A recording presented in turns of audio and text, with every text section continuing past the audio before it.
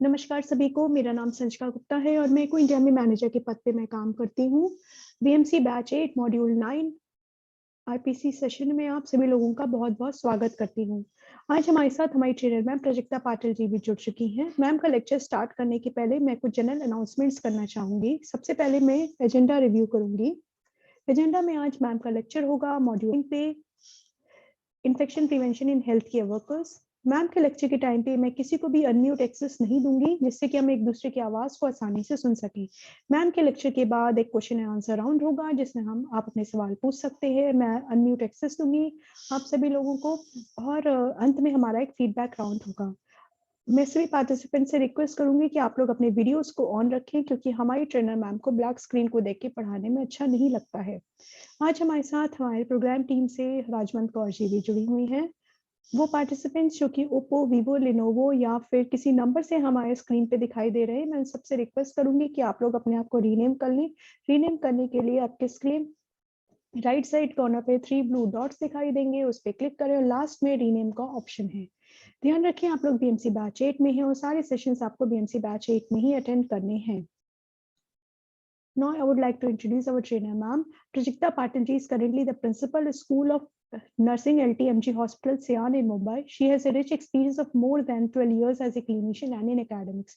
She is MNC examiner since many years. She has been a resource person for several TOT, including GFATM on HIV/AIDS, GFATM on tuberculosis, MDSCS on HIV/AIDS, promotion of mental health of healthcare providers during the COVID-19 pandemic. A warm welcome to you, ma'am. Over to you, ma'am. I have given you screen sharing rights. Please unmute yourself to speak. Thank you, Sanchita ma'am, and welcome to all the participants for this session. I'm going to deliver it in Marathi. जर कोणाला मराठी कळत नसेल तर please hand raise करा किंवा chat box मध्ये टाका. जी गोष्ट तुम्हाला कळणार नाही ती कळेल अशा लँग्वेज मध्ये, इंग्लिश किंवा हिंदी मध्ये मी तुम्हाला समजावून सांगू शकते. आजचं तुमचं मॉड्यूल आहे, मॉड्यूल 9 आहे आजचं आपलं. मी ते स्क्रीन शेअर करत आहे. पण त्याचबरोबर मला हे सांगायला आवडेल तुम्हाला सगळ्यांना की हे जे इको इंडिया MCGM ने with collaboration of eco India हे जे सेशन्स चालू केलेले आहेत, मला वाटतं ते तुम्हाला आतापर्यंत कळलं असेल किती इम्पॉर्टंट आहे तुमच्यासाठी. तुम्हाला जे काही नॉलेज माहिती होतं ते तुम्ही या वर्कशॉप या सेशन्स द्वारे तुम्ही रिवाइज केलेलं आहे.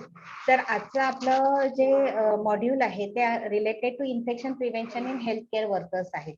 म्हणजे मेन मोटो आपला जो आहे तो आहे की जे कोणी हेल्थ केअर वर्कर्स आहेत त्यांच्यामध्ये आपल्याला जे काही इन्फेक्शन होतं ते आपल्याला प्रिव्हेंट करायचंय. म्हणजे आतापर्यंतचे जे काही आपण सेशन्स पाहिलेले होते त्याच्यामधून टप्प्याटप्प्याने तुम्हाला कळलं असेल की काय काय काळजी तुम्ही घ्यायची आहे, स्पेशली फॉर द कोविड. आजच्या सेशन्स मध्ये आपण नुसतं कोविड नाही तर कोविड व्यतिरिक्त देखील बरेचसे असे हॅझार्ड्स आहेत ज्याच्यामुळे तुम्हाला काळजी घेण्याची गरज आहे किंवा जंतू प्रादुर्भाव होण्याची शक्यता आहे.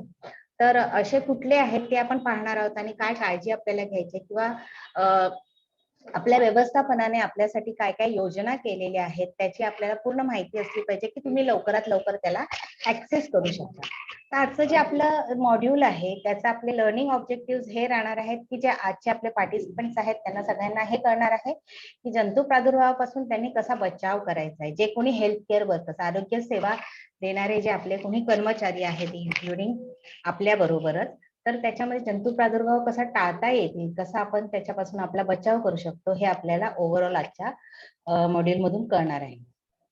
पहिली गोष्ट आपण बघणार आहोत की कुठल्या रिस्क आहे आपल्याला. जसं आपण म्हणतो कोण कोण, पहिली गोष्ट म्हणजे आपण कोण कोण आहेत हेल्थ केअर वर्कर्स आपण जे म्हणत आहोत त्याच्यापैकी कोणाचा सहभाग होतो की कोणाला ह्याचं इन्फेक्शन होऊ शकतो. तर जसं आपण म्हणतो की हॉस्पिटलमध्ये प्रत्यक्षरित्या पेशंट्स बरोबर जे कार्य करत असतात ते म्हणजे आपले डॉक्टर्स आहेत, नर्सेस आहेत, पॅरामेडिक्स आहेत. त्याच्यानंतर त्या ठिकाणची सुव्यवस्था पाहणारे म्हणजे स्वच्छता वगैरे पाहणारे हे आपले हाऊसकीपिंग जे स्टाफ आहे आपला, त्याच्यामध्ये वॉर्डबॉय आहेत, आपले आयाबाई आहेत, स्वीपर्स आहेत. तर ओव्हरऑल तो जो स्टाफ आहे आपला तो क्लिनिंग स्टाफ आहे.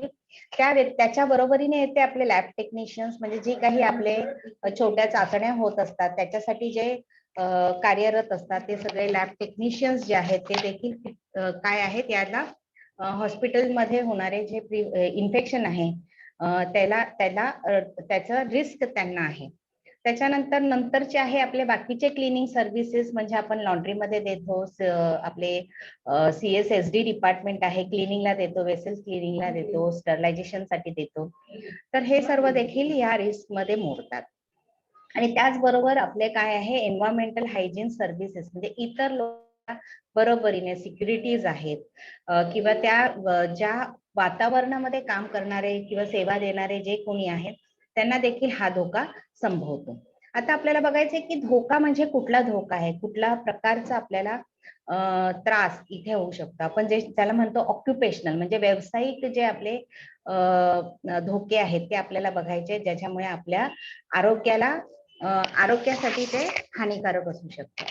तर पहिलं जे आपण म्हणतो फिजिकली आपण जर बघितलं तर इंजुरीज बाय लिफ्टिंग शिफ्टिंग पेशंट्सना घेऊन जाताना वगैरे किंवा काय कुठलंही कार्य करताना स्वतःला आपल्याला इजा होऊ शकते, दुखापत होऊ शकते, ते शारीरिक असणार आहेत.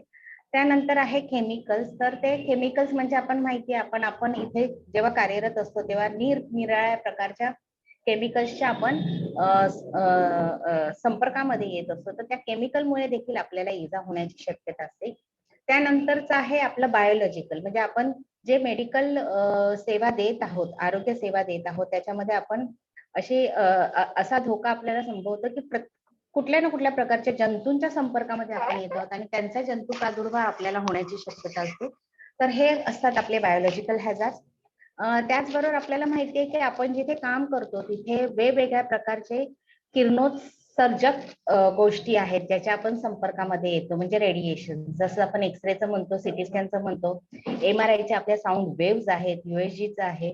तर इतर म्हणजे रेडिओथेरपीचे युनिट्स जे आहेत तिथे कार्यरत जे कोणी असतात त्यांच्या संपर्कामध्ये जे कोणी येतात किंवा त्या रेडिएशन्समुळे जे आपल्याला काही हानी होऊ शकते, तर अशा प्रकारची हानी देखील आपण जे काम करत आहोत इथे, हेल्थ वर्कर जे काम करत होते त्यांना या वेगवेगळ्या प्रकारच्या हॅझार्ड्सना आपल्याला इथे सामोरं जावं लागतं. त्याच्यानंतर एक टप्पा येतो जिथे आपल्याला सायकोलॉजिकल, आपल्याला माहिती आपण खूप स्ट्रेसमध्ये काम करत असतो, जिवंत व्यक्तींबरोबर आपण डील करत असतो. तर हे सगळं जे आपण कार्य करत असतो त्यावेळेला जो आपल्याला मानसिक तणाव येतो त्याच्यामुळे देखील आपल्याला मानसिक हानी आपल्याला होऊ शकते. आणि स्पेशली आपल्याला माहितीये की आपल्याला 3 शिफ्ट ड्युट्यांमध्येच काम करावं लागतं आणि स्पेशली नाईट ड्युटी म्हणजे रात्र ही स्पेशली आपल्याला दिवसभराच्या ताणापासून सुखद निद्रा घेण्यासाठी जी स्पेशली असते, पण ती त्या वेळेला न घेता आपल्याला त्या वेळेमध्ये देखील कार्य द्यावं लागतं आणि तेव्हा देखील त्यामुळे देखील आपल्याला एक प्रकारे शारीरिक मानसिक हा आजार आपल्याला संभवतो या गोष्टींमुळे.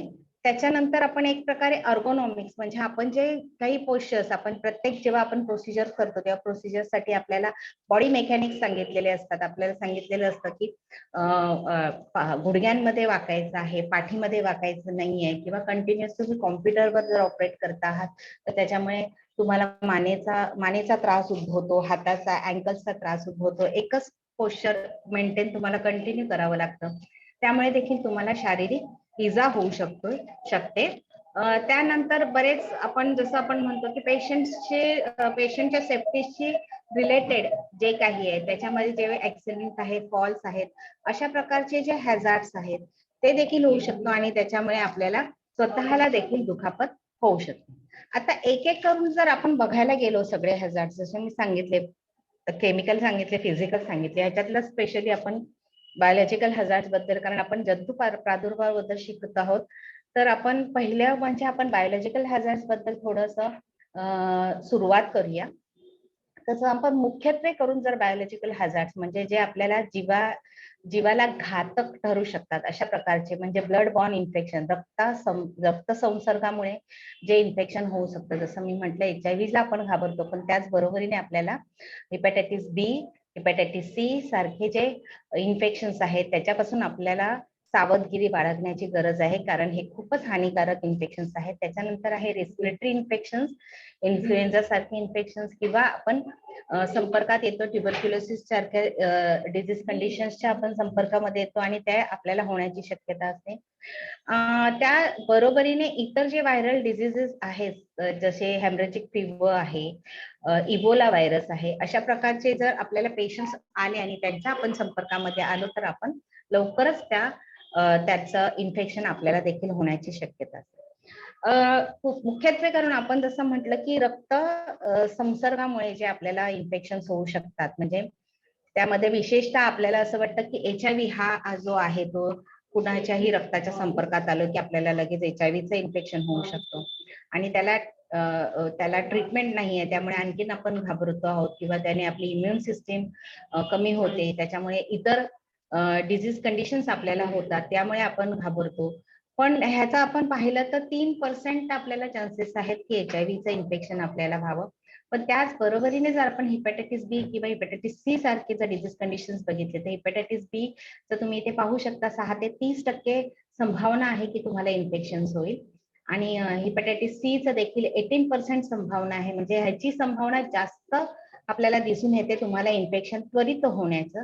तर यासाठी आपल्याला काय हे घ्यायचं आहे, तर आपल्याला जसं माहिती आहे की हे इन्फेक्शन कशामुळे होत आहे, परक्युटेनियस किंवा म्युकोक्युटेनियस रूट जो आपला आहे बॉडी फ्लुइड्सच्या संपर्कामध्ये जेव्हा आपण येतो किंवा रेस्पिरेटरी रूट मध्ये जेव्हा यांचा संपर्क होतो, तर अशा प्रकारच्या संपर्कामुळे हे इन्फेक्शन ट्रान्समिट होण्याची शक्यता असते. स्पेशली कंटॅमिनेटेड जी गोष्ट आहे त्याच्या स्पेशली आपण जसं म्हणतो रक्तामध्ये त्या जंतूंचा प्रादुर्भाव असेल आणि ते रक्त जर आपल्या म्युकस बरोबर जर कॉन्टॅक्ट मध्ये आले किंवा ओपन वुंड जी आहे, ओपन वुंडच्या संपर्कामध्ये आलं तरच ते ट्रान्समिशन होऊ शकतं. आणि ह्या प्रकारचं जे इन्फेक्शन आहे याच्या विरोधामध्ये आपल्याला कुठले चॅलेंजेस फेस करावे लागतात, तर पहिली गोष्ट म्हणजे लिमिटेड नॉलेज. आपल्याला ते कशा प्रकारे होऊ शकतं याबद्दल फार कमी ज्ञान असतं. जसं मी म्हटलं की HIV आपल्याला त्याच्या संपर्कात आल्यानंतर आपल्याला फक्त 3% चान्सेस आहेत, पण हेपॅटायटिस बी, हेपॅटायटिस सी जो प्रादुर्भाव आहे तो जास्त प्रमाणात होण्याची शक्यता आहे, पण आपलं कुठेतरी ज्ञान हे तोकडं पडतं आणि इतर गोष्टींसाठी आपण जास्त हलगर्जीपणा दाखवतो कम्पॅरेटिव्ह टू HIV साठी देखील आपण बऱ्याचदा दुर्लक्ष करतो, तर कारण आपलं जर ज्ञान त्याच्याबद्दल व्यवस्थित नसेल तर. त्याच्यानंतर एक कारण आहे की कॉमन अनसेफ प्रॅक्टिसेस. आपल्याला जे काही प्रिव्हेंटिव्ह मेथड्स आपल्याला जे काही सांगितलेले आहेत त्या जर आपण अडॉप्ट करत नाही आहोत, त्या आपण पाळत नाही आहोत, तर त्या कारणाने हे इन्फेक्शन आपल्याला होऊ शकतं. त्यानंतर लॅक ऑफ स्टँडर्डाइज प्रोसिजर्स जसे आपल्याला प्रोटोकॉल दिलेले आहेत ते आपण जर फॉलो केलेले नाहीत तर त्याच्यामुळे हे इन्फेक्शन प्रादुर्भाव जो आहे ते आपल्याला त्याच्यामध्ये दिसून येतं की आपल्याला हे आपल्याला चॅलेंजेस फेस करावे लागतात ह्याचं प्रिव्हेन्शन करताना. आणि हे तर आपलं नेहमीच कारण आहे इनएडिक्वेट supplies and use of PPE. जरी पहिली गोष्ट म्हणजे आपल्याला त्याचा पुरवठा नसतो आणि पुरवठा असेल तरी देखील त्याचा योग्य वापर करता येणं हे देखील खूप महत्वाचं आहे. या बऱ्याचशा सेशन्स मध्ये तुम्हाला कळलं असेल ग्लोव्ज कसे घालायचे आहेत, हँड वॉशिंग कसं करायचंय, मास्कचा उपयोग कसा करायचा आहे. तर याच कारणासाठी हे ज्ञान खूप गरजेचं आहे की जिथे आपल्याला जर हे ज्ञान नसेल तर त्याच्यामुळे आपण हे जे इन्फेक्शन आहे हे प्रिव्हेंट करू शकत नाही आहे. त्याचबरोबर lack of regulation and policy to protect health care workers from exposure. व्यवस्थापन कुठेतरी कमी पडतंय, नियमितपणा नाही आहे, जे काही पॉलिसीज आपण करतो आहोत ते फॉलो होत नाहीयेत. तर या सर्व कारणांमुळे आपल्याला चॅलेंजेस फेस करावं लागत आहे. तर इथे आपण बघणार आहोत की बायोलॉजिकल हॅझार्ड्स आपल्याला कशा प्रकारे आपल्या म्हणजे कुठून आपल्याला होऊ शकतात. तर आपण पाहतो इथे एरोझॉल ड्रॉपलेट इन्फेक्शन तर आपल्याला डायरेक्ट होऊ शकतं. जे कोणी इन्फेक्टेड आहे त्या गोष्टीमधून आपल्याला डायरेक्ट इन्फेक्शन कुठून मिळू शकतात. एक तर ड्रॉपलेट इन्फेक्शन, त्याच्यानंतर प्रत्यक्ष आपण त्याच्या संपर्कामध्ये येतो आहोत तर ते इन्फेक्शन त्याच्यामुळे देखील आपल्याला अशा प्रकारच्या धोका संभवतो जंतू प्रादुर्भावाचा. आणि इनडायरेक्ट म्हणजे आपण म्हणतो फोमाइट्स, जे काही वस्तू वापरलेल्या असतील पेशंट्सने आणि त्या पेशंटच्या वापरलेल्या वस्तू जर आपण अयोग्य तऱ्हेने हाताळल्या तर त्याच्यामुळे देखील काय होऊ शकतं, याचा प्रादुर्भाव होऊ शकतो. आपल्याला थोडा विचार करायचा आहे की आपण स्पेशली याच्या डेफिनेशन बघणार आहोत. Any injury from a needle instrument contaminated with patient's blood, body fluids और other potential infectious material is called needle stick injury. आपण स्पेशली आता नीडल स्टिक इंजुरी बद्दल बोलतो आहोत, कारण आपल्याला माहिती आहे की हे जे इन्फेक्शन आहे याचे आपल्याला कधी आपण एकदम स्ट्रेसमध्ये येतो किंवा कधी आपल्याला आपण घाबरून जातो जेव्हा आपल्याला एक प्रकारची नीडल स्टिक इंजुरी होते. आणि या नीडल स्टिक इंजुरी नंतर आपल्याला पोस्ट एक्सपोजर प्रोफायलॅक्सिसची सोय आहे. बऱ्याच जणांना हे माहिती नसतं पण आहे, आणि आपण ते पाहणार आहोत की पोस्ट एक्सपोजर प्रोफायलॅक्सिस काय आहे. तर it refers to the comprehensive management given to minimize the risk of infection following potential exposure to blood borne pathogens, जसं आपण HIV, HBV किंवा HCV म्हणत आहोत. तुम्हाला सगळ्यांना कल्पना असेल की प्रत्येक एम्प्लॉई हा हेपॅटायटिस B वॅक्सिनेशन केलेला असला पाहिजे किंवा त्याला ते उपलब्ध करून देणं हे व्यवस्थापनाचं काम असतं, किंवा व्यवस्थापन ह्याकडे जातीने दखल देतो की त्यांना वॅक्सिनेशन केलेलं असावं. त्याचबरोबर आपण HIV साठी बघतो की एक प्रोटोकॉल त्यांनी नियमित करून दिलेला आहे, किंवा तुम्ही त्या संपर्कामध्ये येता तर तुम्हाला इमिजिएट काय ऍक्शन घ्यायची गरज आहे हे तिथे उपलब्ध केलेलं असतं. That is post exposure prophylaxis. या संबंधामध्ये आपल्या प्रिव्हेन्शन स्ट्रॅटेजीज कुठल्या आहेत, तर पहिली गोष्ट म्हणजे आपण काय म्हणतो, ज्ञान ज्ञान ज्ञान ज्ञान वाढवा. याबद्दलची माहिती तुम्हाला व्यवस्थित जर पुरवलेली असेल तर त्यासाठी काय गरज आहे, training and education on information on modes of transmission, level of occupational risk, handling of PPE, reporting of exposure incident, regulation and policy, stress management and communication skills. आपण टप्प्याटप्प्याने या सगळ्या गोष्टी पाहणार आहोत. पण पहिली गोष्ट म्हणजे आपल्याला कशाबद्दल माहिती असली पाहिजे, तर कशा प्रकारे हा होतो आहे, कुठे आपल्याला त्याची रिस्क कितपत आहे, काय लेवल आहे त्याची. आणि जसं मी सांगितलं की आतापर्यंत तुम्ही शिकलेलाच आहात हे हँडलिंग ऑफ PPE. त्याच्यानंतर आपल्याला रिपोर्ट करायचं आहे, जे काही एक्सपोजर झालेलं असेल त्याचा रिपोर्ट करायचा आहे, आणि आपल्याला पॉलिसीज त्याच्या बनवायच्या आहेत, त्या ज्या पॉलिसीज आहेत त्याचं रेग्युलेशन करायचं आहे. ताण तणाव जर आपल्याकडे निर्माण होत असेल किंवा या ज्या इन्फेक्शनची भीती जर आपल्याकडे असेल तर आपण जर व्यवस्थित शिक्षण दिलेलं असेल तर ती भीती देखील काय होणार आहे, निघून जाणार आहे, आणि तुमचं कम्युनिकेशन स्किल्स देखील त्याबरोबर खूप चांगल्या प्रकारे वाढणार. यामध्ये काय स्ट्रॅटेजीज राहतील आपल्याला प्रिव्हेन्शन करण्यासाठी, तर पहिली गोष्ट म्हणजे सेफ वर्क प्रॅक्टिसेस. आपण जे आतापर्यंतच्या मॉड्यूलमध्ये देखील या गोष्टींचा आपण विचार केलेला आहे की कुठल्या प्रकारे आपण प्रॅक्टिसेस करायच्या आहेत. तर आपण त्याच्यामध्ये बायोमेडिकल वेस्ट मॅनेजमेंट स्पेशली आपण त्याचा हे करतो. त्यानंतर आहे स्टँडर्ड प्रिकॉशन्स कुठले कुठले आपल्याला घ्यायचे आहेत, ट्रान्समिशन बेस्ड प्रिकॉशन्स कुठले घ्यायचे आहेत, हँड हायजीन आपलं झालेलं आहे, PPE झालेलं आहे, आणि त्याचबरोबर सेफ इंजेक्शन प्रॅक्टिसेस म्हणजे नीडल स्टिक इंजुरी होऊ नये त्यासाठी आपण काय काय या गोष्टीसाठी आपल्याला प्रिव्हेन्शन स्ट्रॅटेजीज करायचे आहे. पहिली गोष्ट म्हणजे ऑक्युपेशनल हेल्थ प्रोग्राम, म्हणजे जे आपलं जे काही व्यावसायिक आरोग्य व्यवस्थित नियंत्रित ठेवण्यासाठी हे जे काही प्रोग्राम जो आहे हे हा देखील एक आपल्या नॅशनल हेल्थ पॉलिसीचा भाग आहे की तिथल्या त्या व्यवस्थापनाने तिथे सोय केलेली असली पाहिजे, आणि हा इफेक्टिव्ह IPC प्रोग्राम त्याच्यासाठी आपल्याला चालवणं खूप गरजेचं आहे. त्यामध्ये कुठल्या कुठल्या घटकांचा त्याच्यामध्ये समावेश असणार आहे, तर प्री एम्प्लॉयमेंट असेसमेंट म्हणजे तिथे तुम्हाला एम्प्लॉयमेंट साठी घेण्यासाठी तुम्हाला माहिती आहे की मेडिकल फिटनेस सर्टिफिकेट मागितलं जातं. तर तुम्ही ज्या व्यवसायामध्ये तुम्ही येत आहात त्या व्यवसायामध्ये राहण्याची तुमची पात्रता आहे की नाही याची अगोदर तुमची तपासणी झाली पाहिजे.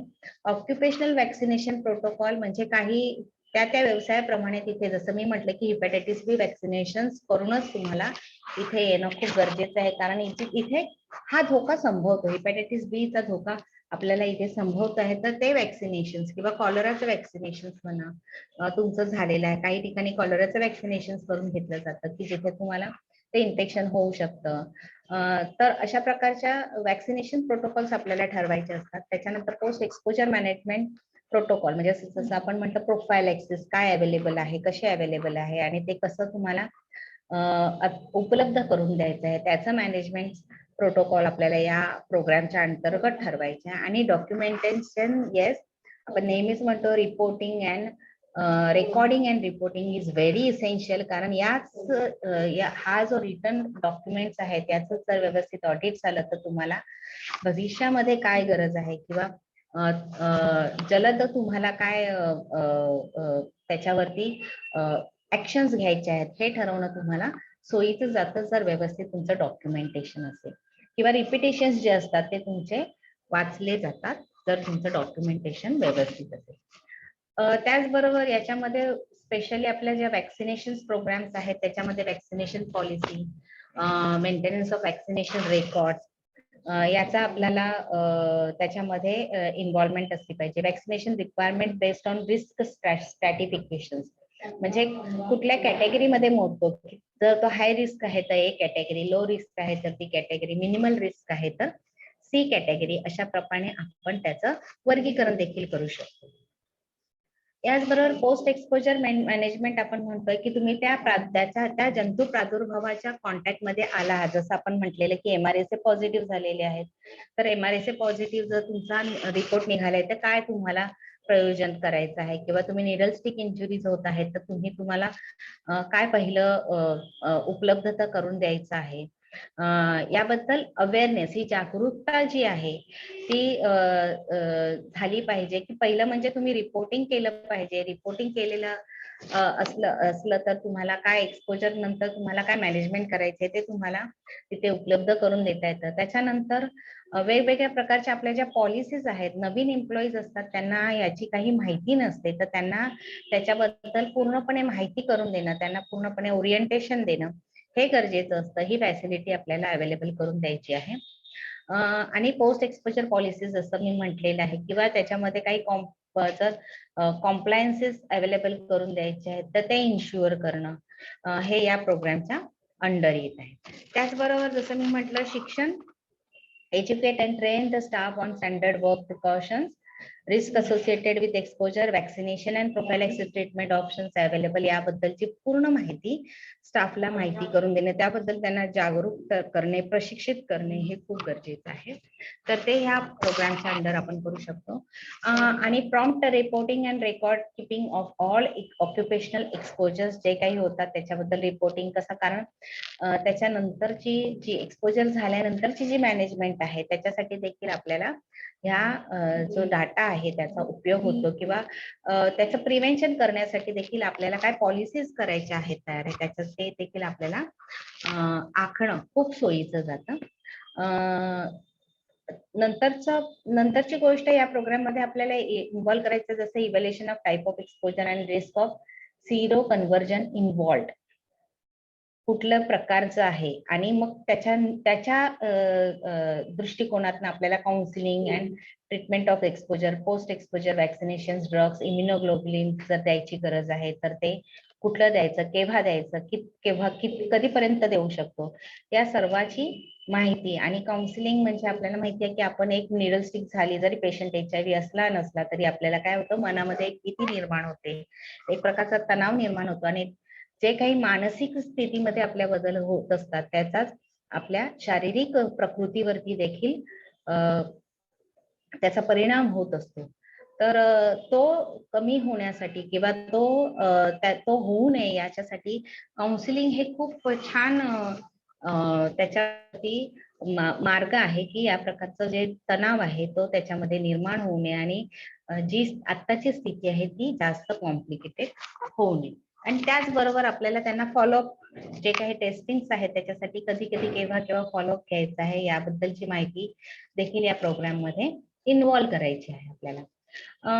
जसं आपण म्हटलं की post exposure management to blood borne infection, काय करायचं आहे, पहिली स्टेप कुठली घ्यायची आहे, तर घाबरून जायचं नाहीये. सगळ्यात पहिलं काय करायचंय की जिथे जो काही एक्सपोजर झालेला आहे, जसं आपण म्हटलं निडल स्टिक इंजुरी झालेली, तर जो काही एक्सपोजर झालाय तिथे पहिलं काय करायचं, आपल्याला साबण पाण्याने धुवून टाकायचं आहे.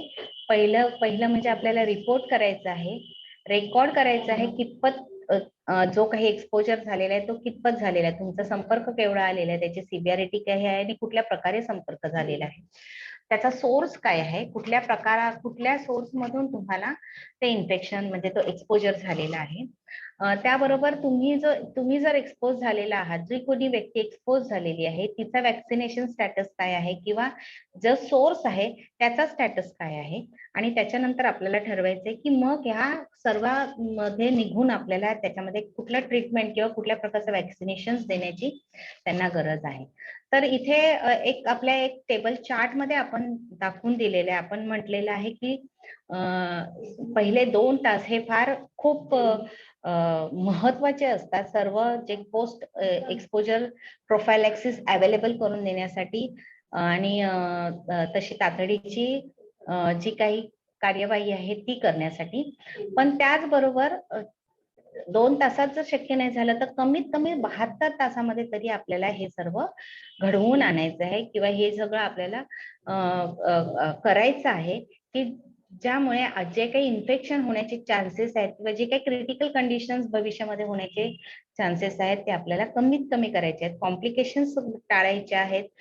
प्रिव्हेन्शन तर आता काही होऊ शकत नाही, पण जे काही एक्सपोजर झालेले आहे त्याची ट्रीटमेंट लवकर केली तर आपल्याला टर्शरी केअर, जसं आपण प्रायमरी, सेकंडरी आणि टर्शरी केअर पर्यंतच्या ज्या काही स्टेप्स आहेत त्या याच्यामध्ये आपण इन्व्हॉल्व करणार आहोत. तर विदिन मिनिट जसं तुम्हाला कळतं आहे की तुम्हाला एक्सपोजर झालेला आहे, तर wash wound and surrounding skin with water and soap और इरिगेट एक्सपोज्ड असेल तर पहिलं काय करायचं, आपल्याला पाणी किंवा नॉर्मल सलाईन टाकून आपल्याला ते काय करायचं, धुवायचं आहे. किंवा जर तोंडामध्ये वगैरे गेलेलं आहे तरी देखील आपण पाण्याच्या चूळ भरून गुळण्या करून आपल्याला ते धुवून घ्यायचं आणि इमिजिएटली आपल्याला मेडिकल फॅकल्टीला कन्सल्ट करायचं आहे त्यांना. यामध्ये आपल्याला प्रिव्हेंट हे करायचं आहे की ती गोष्ट कुठल्याही प्रकारे चोळायची नाही. चोळल्यामुळे काय होणार आहे, ती अजून विगरस ब्लड सप्लाय होऊन अजून ते जे काही जंतू प्रादुर्भाव होण्याची जी काही क्रिया आहे त्याला आपण काय करणार आहोत, त्याचा वेग आपण वाढवणार आहोत. तर अशी कुठलीही गोष्ट आपण तिथे करायची. शक्यतो आपल्याला दुसऱ्या स्टेपकडे वळायचं आहे की इस्टॅब्लिश इलिजिबिलिटी फॉर पीईपी, म्हणजे पोस्ट एक्सपोजर प्रोफायलॅक्सिस आपल्याला कुठे अवेलेबल आहे तिथे आपल्याला लवकरात लवकर साध्य करायचं आहे. जर आणि ते जास्तीत जास्त आपल्याला 72 तासाच्या आत, कमीत कमी 2 तासाच्या आत आणि जास्तीत जास्त आपण 72 तासाच्या आतमध्ये जर हे पीपीई अवेलेबल करत आहोत तर आपण 99% आपण चान्सेस आहे की आपण ते काय करत आहोत, टाळत आहोत तो जंतू प्रादुर्भाव होण्यापासून. तर पहिली म्हणजे एक्सपोज जो कोणी इंडिव्हिज्युअल आहे त्याला त्याचं पाहणी करायची आहे. कुठून झालेलं आहे त्याची पाहणी करायची आहे, कुठल्या प्रकारे झालेलं आहे त्याची पाहणी करायची आहे, कुठलं रिस्क आहे ट्रान्समिशनचं ते पाहायचं आहे. आणि नंतर मग पोस्ट एक्सपोजर एलिजिबिलिटी आपल्याला पाहायची की कुठला आपण प्रोफायलॅक्सिस त्याला प्रोव्हाइड करू शकतो. त्यानंतर आपल्याला काय करायचंय की HIV चं जे प्रोफायलॅक्सिस आपल्याकडे अवेलेबल आहे ते आपण त्यांना ऑब्टेन करू शकतो. पण त्याच्यासाठी पहिलं काय म्हणजे आपल्याला पहिली टेस्ट देखील करून घ्यायची आहे, त्याच्यासाठी काउन्सिलिंग करायची आहे. टेस्ट करून घ्यायची आहे, त्याच्यासाठी काउन्सिलिंग झाल्यानंतर कन्सेंट घ्यायची आहे. आणि गरज लागली तर त्यांना हॉस्पिटल प्रोटोकॉल प्रमाणे त्यांना जी काही रजा पुरवायची आहे आरामासाठी म्हणा किंवा इन्फेक्शन टाळण्यासाठी किंवा इतर इन्फेक्शन पसरवण्यापासून वाचण्यासाठी जे काही आहे ते आपण देऊ शकतो. त्याच्यानंतर प्रिस्क्राईब पीईपी जे काही ARV स्टॅटस आहे, पेशंट जो सोर्स आहे त्या सोर्स पेशंट जो आहे त्याचा ARV स्टॅटस चेक करायचा आहे. स्पेशली आपल्याला चेक करायचं आहे की ज्याला इन्फेक्शन झालेलं आहे ते प्रेग्नंट व्यक्ती आहे का, जर महिला असेल तर प्रेग्नंट व्यक्ती आहे का, कारण जे काही आपण ARV देणार आहोत तर त्यांचा काय आहे साईड इफेक्ट आहे आणि तो त्यांना माहिती असला पाहिजे. त्याच्यानंतर लॅबोरेटरी इव्हॅल्युएशन्स करायचे आहेत, जे काही टेस्ट आहेत त्याच्यासाठी आपल्याला काउन्सिलिंग करून त्यांना टेस्ट करून घ्यायचं आहे. त्यांचं इम्युनायझेशन स्टॅटस बघायचं आहे, हेपॅटायटिस B आणि C च्या देखील टेस्ट आपल्याला करून घ्यायचं आहे. आणि इतर जे काही आपले रुटीन टेस्ट आहेत त्या देखील करायच्या आहेत की तुमची आत्ताचं जे स्टॅटस आहे ते तुम्हाला कळलं पाहिजे. आणि त्याचबरोबर त्यांना मागाहून जे काही आपण सुरू करणार आहोत त्याच्यासाठी फॉलोअप ठेवायला सांगायचं आहे. रिपोर्ट करणं हे तेवढ्याच याच्याने फार महत्वाचं आहे. आणि त्याच्यानंतर जे काही आपल्याला 2 आठवड्याने का होईना त्यांना आपल्याला बोलवायचं आहे. वॅक्सिनेशन जे काही डोसेस आहेत 0, 1, 5 आणि त्याच्यानंतर बूस्टर डोस हा त्यांना त्यांचा व्यवस्थित मिळालेला आहे की नाही, किंवा जे काही ड्यू आहे तो डोस घेण्यासाठी आपण त्यांना बोलवायचं आहे. त्याच्यानंतर HIV टेस्ट केलेली असेल तर HIVचा आपल्याला माहिती आहे एक विंडो पिरियड असतो, त्याच्यामुळे आता केलेली HIV टेस्ट काही आपण पूर्ण कन्फर्म टेस्ट असं म्हणू शकत नाही. तर आपल्याला त्याच्यानंतर देखील 3 महिन्याने आणि 6 महिन्याने लगोलग पुन्हा त्यांना HIV टेस्टसाठी देखील आपल्याला बोलवायची गरज आहे. त्याचबरोबर आपल्याला पहिलं माहिती असलं पाहिजे की जर एक्सपोजर झाला आहे तर त्याच्यासाठी आपल्याला काय करायचंय. पहिली गोष्ट म्हणजे जर काही ग्लोव्ज वगैरे घातलेली असतील तर पहिले ते काढून टाकायचे आहेत. आपण जसं म्हटलं की साबण पाण्याने धुवायचं आहे, डोळ्यात गेलं असेल तर डोळा धुवायचा आहे, कुठल्या त्वचेवर असेल तर त्वचा देखील साबण पाण्याने धुवायची आहे. कुठल्याही प्रकारचं केमिकल्स आपण वापरायचे नाही, ते तोडायचं नाहीये, दाबायचं नाहीये. जसं मी म्हटलं की त्याच्यामुळे काय होणार आहे, एक्सपोजर अजून वाढणार आहे. आणि आपण जेव्हा पोस्ट एक्सपोजर प्रोफायलॅक्सिस स्पेशली जर HIVचं बनवत असतो तर जसं मी म्हटलेलं आहे की त्यांना कुठल्या प्रकारचं पोस्ट एक्सपोजर प्रोफायलॅक्सिस देण्याची गरज आहे हे पहिलं पाहायला लागणार, आपल्याला चेक करावं लागणार. त्यांचा जो इम्युनिटी स्टॅटस आहे किंवा कितपर्यंत त्यांना इन्फेक्शन किंवा कितपर्यंत एक्सपोजर झालेलं आहे ते पाहणं गरजेचं आहे. हे जवळजवळ 2 तासाच्या आतमध्ये आपण चालू करायचं आहे, परंतु कमीत कमी 72 तासाच्या आत तरी आपल्याला ते सुरू करणं फारच गरजेचं आहे. तर आपण त्या प्रादुर्भावापासून वंचित राहू शकतो. त्याच्यानंतर जी काही रिस्क आहे ती आपल्याला लवकरात लवकर पाहायची आहे की कुठला ऑक्युपेशनल प्रोफायलॅक्सिसला एक्सपोजर झालेले आहेत, त्याच्यानंतर ते कुठल्या रूटने गेलेला आहे, रूट काय आहे एक्सपोजरचा, डायरेक्ट म्युकस मेम्ब्रेनशी, वुंडशी, स्किनशी त्याचा कॉन्टॅक्ट झालेला आहे, आणि जे काही कॉन्टॅक्ट मध्ये आलेलं आहे ते कुठल्या प्रकारचं फ्लुइड आहे, ब्लड आहे, ब्लड सेल्स, सलाइवा आहे, ब्रेस्ट मिल्क आहे, जेनायटल सिक्रिशन्स आहे, CSF आहे, अमनिओटिक फ्लुइड आहे, ते रेक्टल मार्गाने, पेरिटोनियल मार्गाने, सायनोवियल, पेरिकार्डियल किंवा प्लुरल वेजने आलेलं ते फ्लुइड आहे. तर ते कुठल्या प्रकारचं आहे ह्याचा शोध घेणं फार गरजेचं आहे. त्यानंतर आपण जेव्हा म्हणतो की प्रोफायलॅक्सिस इव्हॅल्युएशन करायचं आहे तर एक्सपोजर किती आहे, माइल्ड आहे, मॉडरेट आहे, सिव्हिअर आहे, त्याचबरोबर स्टॅटस ऑफ सोर्स, जो जिथून त्याला इन्फेक्शन झालेला आहे तो HIV पॉझिटिव्ह आहे का. HIV पॉझिटिव्ह आहे तर तो असिम्प्टोमॅटिक आहे का. जर तो असिम्प्टोमॅटिक असेल तर आपल्याला काय करायचं आहे, 2 ड्रग प्रोफायलॅक्सिस त्यांना चालू करायचे आहेत जर माइल्ड आणि मॉडरेट एक्सपोजर असेल तर, आणि जर सिव्हिअर एक्सपोजर असेल तर आपल्याला 3 ड्रग PEP त्यांना चालू करायचं आहे. यानंतर जर आपल्याला असं दिसून येत आहे की पेशंट, जो सोर्स पेशंट आहे तो पॉझिटिव्ह आहे आणि तो आता सिम्प्टोमॅटिक आहे, म्हणजे त्याच्यामध्ये सिम्पटम्स दिसत आहेत HIV असलेल्याचे, इम्युनिटी कमी झालेल्याचे त्याचे सिम्पटम्स दिसत आहेत. जर इम्युनिटी कमी झालेल्याचे सिम्पटम्स दिसत आहेत याचाच अर्थ काय आहे, त्याच्यामध्ये व्हायरल लोड हा जास्त आहे. आणि अशा वेळेला तुम्ही जर तुमचा संपर्क जर माइल्ड किंवा मॉडरेट, माइल्ड असेल तर तुम्ही 2 ड्रग्स PEP त्याला चालू करू शकता, पण जर मॉडरेट आणि सिव्हिअर असेल तर तिथे तुम्हाला काय गरज आहे, 3 ड्रग्स PEP चालू करण्याची गरज आहे.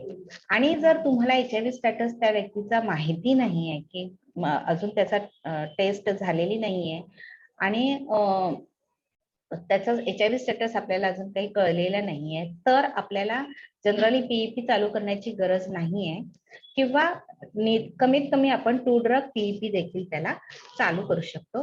तर हा आपला स्टँड असला पाहिजे प्रोफायलॅक्सिस इव्हॅल्युएशन साठी. जे आपण म्हणतोय PEP ते कुठल्या प्रकारचं कॉम्बिनेशन असतं, तर आपल्याला माहितीये की 3 प्रकारचे ड्रग्स आपण देतो, NNRTI, NNRTI आणि प्रोटीएज इनिबिटर. प्रोटीएज इनिबिटर आहेत ते आपल्याकडे फार रेअरली अवेलेबल आहेत त्या, आणि त्याची फर्स्ट स्टेप मध्ये आपण जी ट्रीटमेंट म्हणतो आहोत ती NRTIs ने दिली जाते. तर NRTIs एक आणि ह्याच्यामध्ये काय कॉम्बिनेशन मध्ये दिलं जातं, एक NNRTI तर एक NRTI असं ड्रग आपल्याला द्यावं लागतं, कारण दोन्ही बाजूने आपल्याला त्याच्यावर मारा करायचा आहे जेणेकरून जे काही इन्फेक्शन आहे ते कमी होईल. तर इथे आपण जे म्हणतो टू ड्रग जर रेजिमेन असेल तर कुठला ड्रग ऑफ चॉईस असणार? बऱ्याचदा तुम्ही ऐकले असतील ह्या ड्रग्सची नावं. बहुतेक माझ्या ज्या स्टाफ नर्सेस आहेत लेबर वॉर्डमध्ये जर काम करत असतील तर त्यांनी नेव्हिरेपिनचं नाव तरी ऐकलंच असेल.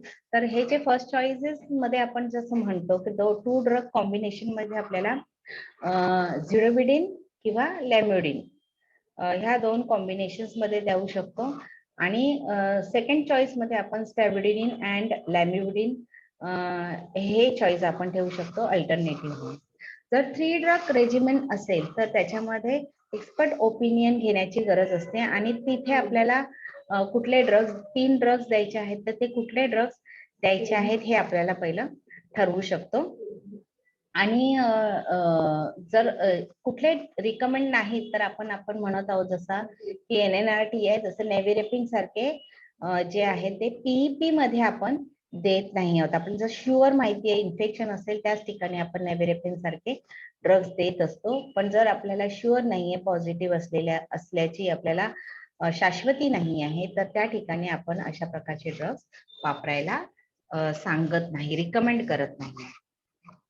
त्याच्यामध्ये आपण जसं हे म्हटलं की 2 ड्रग्सचं जर कॉम्बिनेशन द्यायचं तर त्यांचे डोसेस कशा प्रकारे असलं पाहिजे. तर झिडोविडिन असेल तर 2 ड्रग रेजिमेन मध्ये तो 300 मिलीग्रॅम दिवसातनं 2दा घ्यावं लागणार आहे. स्टुविडिन 30 mg घ्यावं लागणार आहे आणि लॅम्युडिन 150 mg दिवसातनं 2दा घ्यावं लागणार आहे. 3 ड्रग रेजिमेन मध्ये जर आपल्याला द्यायचं असेल तर झिडोविडिन 300 मिलीग्रॅम दिवसातनं 2दा, stavudine 300 milligram twice a day आणि लॅम्युडिन जर देणार असाल तर 150 मिलीग्रॅम ट्वाइस अ डे हा त्यांचा डोस राहणार आहे. याच्या नंतरची जी स्टेप्स असते आपण प्रोटीएज इनिबिटर तात्काळ देत नाही, परंतु जर प्रोटीएज इनिबिटर जर चालू करण्याची शक्यता असेल तर कुठल्या प्रकारचं कॉम्बिनेशन आपण वापरतो. फर्स्ट चॉईस मध्ये आपण लोपिनावीर, प्रिडोनावीर 400 ते 400 आणि 100 मिलीग्रामच्या कॉम्बिनेशन्स मध्ये दिवसातनं 2दा किंवा ते आपण जास्तीत जास्त 800 ते 200 मिलीग्रामच्या डोस मध्ये दिवसातनं 1दा जेवणासहित देऊ शकतो. सेकंड चॉईस मध्ये आपण नेल्फिनावीर चा जो डोस आहे 1250 मिलीग्राम दिवसातनं 2दा किंवा 750 जर देणार असतो तर दिवसातनं 3दा, परंतु हा उपाशी पोटी घेण्याचा डोस आहे. थर्ड चॉईस मध्ये आपण इंडिनावीर म्हणजे 800 मिलीग्राम दिवसातनं 3दा म्हणजे 8 तासाने आणि याच्या बरोबर आपण खूप सारं पाणी पिण्याची ऍडवाइस देतो, कारण ह्या ड्रग्सचा तसा त्या प्रकारचा साईड इफेक्ट आहे तो टाळण्यासाठी. त्याचबरोबर आपण जसं आपण म्हटलेलं आहे की त्याचा एक विंडो पिरियड असतो. HIV अँटीबॉडी टेस्टिंग जी आहे ती आपल्याला 6 महिन्याने पुन्हा एकदा करायची गरज आहे. तर आपण 6 आठवड्यामध्ये 3 महिन्याने आणि 6 महिन्याने अशी रिपिटेटिव्ह त्याची टेस्टिंग करण्याची गरज आहे. त्यानंतर आपण पाहणार आहोत की आपल्याला जर हिपॅटायटिस बी मध्ये जर आपल्याला हिपॅटायटिस बी जर आपल्याला पोस्ट एक्सपोजर प्रोफायलॅक्सिस घ्यायचं असेल तर आपल्याला काय करायचं आहे.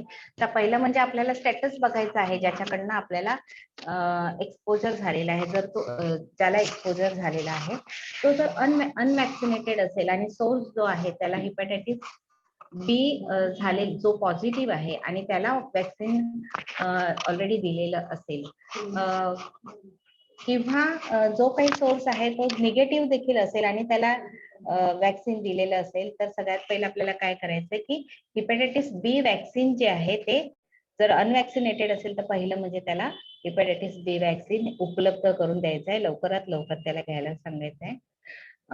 त्याच्यानंतर प्रिव्हियसली जर तो वॅक्सिनेटेड असेल आणि त्याच्या टेस्टिंग मध्ये जर सिरम अँटी HBs जर 10 पेक्षा जास्त असेल तर पॉझिटिव्हच्या संपर्कामध्ये आल्यानंतर त्याला कुठलीही ट्रीटमेंट देण्याची गरज नाही आहे. परंतु जर सिरम अँटी HBs जर 10 पेक्षा कमी असेल तर त्याला वॅक्सिनेशन घेण्याची गरज आहे आणि त्याचे जे काही डोसेस आहेत 3 डोसेस आहेत ते आपल्याला कंप्लीट करण्याची गरज आहे. आणि इथे आपण अशी शक्यता वर्तवू शकतो की जो ज्याला कोणाला इन्फेक्शन झाले त्याला हाय रिस्क सोर्स जर आपल्याला असेल तर त्याला HBsAg पॉझिटिव्ह असल्यासारखंच त्याला ट्रीट आपल्याला करावं लागणार आहे. जर आपल्याला अँटीबॉडी रिस्पॉन्स एखाद्याचा माहिती नसेल तर आणि जर त्याचं HbS जर 10 MIU/ml पेक्षा जास्त असेल तर आपल्याला काही ट्रीटमेंट नाही द्यायचे, परंतु कमी असेल तर मात्र आपल्याला त्याला वॅक्सिनेशन करून घ्यायचं आहे. ते बूस्टर वॅक्सिन पर्यंत त्याचं वॅक्सिनेशन आपल्याला करून घ्यायचं आहे. तर अशा प्रकारे आपल्याला काय करायचे आहे, hepatitis B J post exposure प्रोफायलॅक्सिस आहे ते अशा प्रकारे आपल्याला फॉलो करायचं आहे. Hepatitis B post exposure management of health care personnels after occupational percutaneous आणि mucosal exposure to blood and body fluid जर आपल्याला झालेलं असेल तर आपल्याला काय करायचं आहे, तर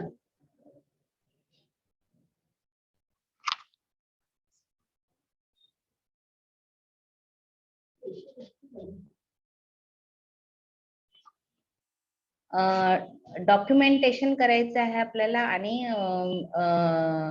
कुठल्याही प्रकार जर त्याचा व्यवस्थित हेल्थ स्टेटस हा काय आहे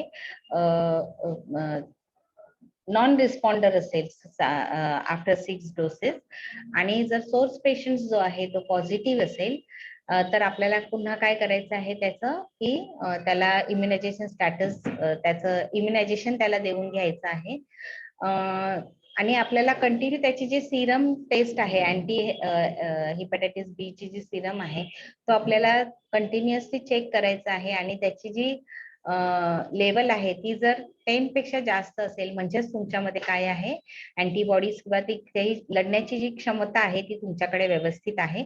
त्यामुळे तुम्हाला वॅक्सिनेशन फार घेण्याची गरज नाही किंवा जास्तीत जास्त एक पुन्हा वॅक्सिनेशन करून घ्यायची गरज आहे, परंतु जर ती कमी आहे तर तुम्हाला पुन्हा रिवॅक्सिनेशन करून घेण्याची गरज आहे ही इथे दिसून येत आहे. आतापर्यंत आपण HIV आणि हेपॅटायटिस बद्दल बोलत होतो. काय काय कुठल्या स्टँड घ्यायचे आहेत त्याच्याबद्दल आपण बोलत होतो. तर त्याच्या दृष्टिकोनातूनच आपण एक सिच्युएशन बघणार आहोत आणि त्या सिच्युएशन मध्ये आपण त्या स्थितीमध्ये असताना आपण काय करू शकतो याच्याबद्दल आपल्याला विचार करायचा आहे. तर तुम्ही पटापट ही सिच्युएशन पाहायची आहे, त्याचा जो प्रश्न आहे तो पाहायचा आहे आणि त्याचं जे उत्तर आहे ते तुमच्या चॅटबॉक्स मध्ये पटापट टाकायचं आहे. मी तुम्हाला परिस्थिती सांगत आहे की MSA a nurse caring for a patient in the terminal stages of AIDS म्हणजे HIV चं इन्फेक्शन तिला झालेलं आहे आणि आता तिथे सिंड्रोम्स दिसत आहे. तर ती शेवटच्या स्टेजला आहे, terminal stage of AIDS. She notice that his intravenous tube was backed up with blood and the line was occluded. To quickly irrigate the line, she filled a syringe with saline and inserted a pre-attached needle into a rubber port on the patient's IV line. While A was attempting to aspirate the coagulating blood and then flush the IV line, the patient became startled and jerked, causing the needle to dislodge from the rubber port of the IV line. The needle punctured the palm of her left hand. She was terrified. What should she do now? परिस्थिती मला वाटतं सगळ्यांच्या लक्षात आली असेल की त्याचं IV line जी बंद होती ती फ्लश करण्यासाठी गेलेली होती आपली जी नर्स आहे ती, आणि पण ती फ्लश करता करता काय झालं, पेशंट अचानक रिॲक्ट झाला आणि ते पूर्ण निघून आलेले आणि ते जे काही निघून आलेलं होतं ते त्याच्यामुळे जी आपली नर्स आहे तिच्या तळव्याला काय झालेलं आहे, तिचं निडल स्टिक झालेली आहे. तर अशा वेळेला तिची काय त्याच्यामध्ये जबाबदारी असेल किंवा तिने कुठला स्टँड घ्यायचा आहे, काय तिने करायचं आहे याचं उत्तर पटापट आपण आपल्या चॅटबॉक्स मध्ये टाकू शकता. हा राजश्री मॅडम बोलत आहेत, जान्हवी बोललेली आहे. Very good. त्यांनी सांगितलेलं आहे की आपण काय करायचं आहे, हँडवॉश करायचं आहे. Very good. सोप अँड वॉशने पहिला काय करायचं, हँडवॉश करायचं. जर ग्लोव्ज घातलेले असेल तर ग्लोव्ज लगेच काढून टाकायचे आहे. तिथे काही स्क्वीज करायचं. Very good. स्क्वीज वगैरे काही करायचं नाही, त्यांनी सांगितलेलं आहे. कुठल्याही प्रकारचं तिथे हे करायचं नाही, दबाव टाकायचं नाही. डोंट बी पॅनिक लिहिलेलं आहे. Very good. खूप छान उत्तरं दिलेली आहेत. हे त्याने हँड वॉशिंग किंवा ते साफ करणं वगैरे इथपर्यंत लिहिलेले आहेत, पण त्याच्यानंतरची स्टेप काय आहे, प्रोफायलॅक्सिस बद्दलची स्टेप काय आहे. पेशंट आपल्याला इथे HIV चा पेशंट्स आहेत रिपोर्टिंग लिहिलेलं आहे. गुड, माधुरी मॅडमने लिहिलेलं आहे. रिपोर्टिंग करायचं आहे आपल्याला पटकन. पीईपी बद्दल कोणी सांगेल का? इन्फॉर्म केलं. आपल्याला माहिती आहे की बहुतांशी म्हणजे जे काही आपलं एमसीजीएमचं रुटीन प्रमाणे मी सांगत आहे की ऑन ड्युटी जे आहेत ते आपले सीओ एएमओ यांना रिपोर्ट झालं पाहिजे किंवा तिथे एक प्रोफायलेक्सिस प्रोव्हाइड करण्यासाठी एक सिनियर मेडिकल डॉक्टर उपलब्ध असतो, जो जनरली MICU जर आपल्याकडे असेल तर MICU सारख्या ठिकाणी तो उपलब्ध असतो. जसं आपण म्हटलं ART आपण म्हणू शकत नाही, आपण प्रोफायलेक्सिस बद्दल बोलतो, म्हणजे ART प्रोफायलेक्सिस. तर जसं आपण म्हटलं की टू ड्रग रेजिमेंट, जेवढ्या प्रकारचा तुमचा जो सोर्स आहे तर आपल्याला काय करायचं आहे, सोर्स पॉझिटिव्ह आहे की नाही ते पाहायचं आहे. तर आता हा जो सोर्स आहे हा टर्मिनल स्टेज मध्ये म्हणजे लास्ट स्टेजला आहे, याचा अर्थ त्याच्यामध्ये व्हायरल लोड फार आहे आणि इथे आपल्याला कुठलं ड्रग रेजिमेंट द्यावं लागणार आहे, 3 ड्रग रेजिमेंट आपल्याला तिला द्यावं लागणार आहे. तर ते प्रोव्हाइड करणं, तर आपले जे MICU चे लेक्चरर्स असतात जनरली त्यांना सांगते तिथे त्यांना ही जबाबदारी दिलेली असते की हे त्यांनी सर्व पाहायचं आहे की सोर्सेस काय आहेत किंवा स्टॅटस काय आहे, ज्याला झालेला आहे त्याचा स्टॅटस काय, तो त्याने वॅक्सिनेशन त्याचं झालेलं आहे की नाही हे पहिलं आपल्याला बघायचंय. तर या ज्या कोणी MSA ज्या नर्स होत्या त्यांचं किती हिपॅटायटिस बी चे देखील त्यांचे वॅक्सिनेशन झालेले आहेत की नाही हे देखील आपल्याला पाहायचं आहे. आणि त्यानंतर त्यांचं देखील ब्लड आपल्याला पाठवायचं आणि त्यांचा फॉलोअप ठेवायचा आहे. किती महिन्याने आपण बोललो की 3 महिने 6 महिन्याने, नंतर 3 आठवडे 3 महिने 6 महिने याच्यामध्ये आपल्याला काय करायचं, रिपीटेटिव्हली त्यांना हे द्यायचं आहे, अवेलेबल करून द्यायचं आहे टेस्टिंग साठी देखील. आणि ड्रग्स देखील त्यांचे चालू ठेवायचे. त्याचबरोबर त्यांना डाईट आणि साईड इफेक्ट बद्दल माहिती करून द्यायची आहे. त्यांचं जे टेस्ट करणार आहोत त्याच्यासाठी काउन्सिलिंग करायची आहे, ती पॉझिटिव्ह निगेटिव्ह आली तर त्यांचा काय स्टँड राहणार आहे, हे सगळं त्यांच्या कन्सर्ननेच आपल्याला टेस्ट करून घ्यायची. धन्यवाद. खूप छान इथे तुम्ही प्रतिसाद दिलेला आहे. चॅट बॉक्स मध्ये बऱ्याच जणांनी खूप छान उत्तरं दिलेली आहेत. आपण पुढच्या गोष्टीकडे जाणार आहोत. निडल स्टिक इंजुरीज ज्या काही आहेत त्या कशामुळे होतात. तर मोस्ट कॉमन कॉज काय आहे की कॅप आपण परत घालतो, recap, double capping of needles after use and unsafe disposal of the needle. Human factors मध्ये काय येतं तर आपल्याला फटीग असतो, स्ट्रेस असतो, स्टाफ शॉर्टेज असतो. इंजिनिअरिंग कंट्रोल मध्ये काय आहे, lack of safe needle devices, ज्या नीडल आहेत त्या व्यवस्थित सेफ हँडलिंग नसतात. त्याच्यानंतर अदर गोष्टीमध्ये काय येतं, ओव्हर यूज ऑफ नीडल्स. पूर्वी फार होतं असं की आपल्याला डिस्पोजेबल नीडल नाही तर स्टीलच्या नीडल होत्या, त्या पुन्हा धुवून सुकवून बॉईल करून मग स्टराईल रीतीने आपल्याला त्या पुन्हा हँडल कराव्या लागत होत्या. तर आज आपण डिस्पोजेबल वापरत आहोत, ते पण थ्रो करताना आपल्याला कशी त्याची काळजी घ्यायची आहे. तर lack of training and hazard awareness हे देखील एक कारण आहे आपल्या निडल स्टिक इंजुरीचं. जर आपण कारणं बघितली तर आपण हा एक रिसर्च आहे, याच्यामध्ये त्यांनी दिलेलं आहे की IV लाईन रिलेटेड कॉजेस, जसं आपण मगाशा एका सिच्युएशन मध्ये बघितलं तशा प्रकारची काही कारणं असतील तर तिथे 5% आपल्याला केसेस त्याच्यामध्ये भेटतात निडल स्टिक इंजुरीचे. रिकॅपिंग मुळे 5% भेटतात. कन्सिल्ड शार्प्स मुळे आपल्याला म्हणजे कुठले तरी हिडन कुठेतरी शार्प राहिलेले असतं त्याच्यामुळे इंजुरी होते, असे आपल्याला 28% भेटतात. क्लिनिंग करताना क्लीनअप मध्ये आपल्याला 11% भेटतात किंवा हँडलिंग पॅसिंग अँड पासिंग डिव्हाइसेस करताना आपल्याला 4% चान्सेस आहेत निडल स्टिक इंजुरीज होतात. पेशंट्समुळे कोऑपरेटिव्ह त्याच्यामुळे आपल्याला 10% निडल स्टिक इंजुरीज आपल्याला त्याच्यामुळे होताना दिसतात.